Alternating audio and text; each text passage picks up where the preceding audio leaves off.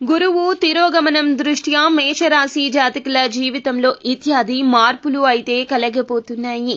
కర్కాటక రాశిలో గురువు తిరోగమనం చెందడంతో 2026 సంవత్సరం మార్చి 11వ తేదీ వరకు అక్కడే ఉంటాడు.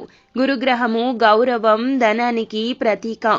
ఈ గ్రహం వక్రగతిలో ఉండడం వల్ల ఇప్పుడు దీని ప్రభావం వీరికి చాలా రహస్యంగా ఉంటుంది. ముఖ్యంగా ద్వాదశ రాశుల్లో ఈ రాశి వారికి గురువు తిరోగమనం కారణంగా ఈ కాలంలో ఏ పని ప్రారంభించినా ఖచ్చితంగా మంచి ఫలితం ఉంటుంది.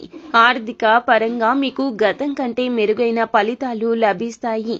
ఎలాంటి ఇబ్బందులు ఉండవు. కొత్త ఆదాయ మార్గాలు ఏర్పడతాయి. ఉద్యోగ పరంగా ఈ సమయం మీరు తీసుకునే నిర్ణయం మీ జీవిత భాగస్వామిని కదిలిస్తుంది.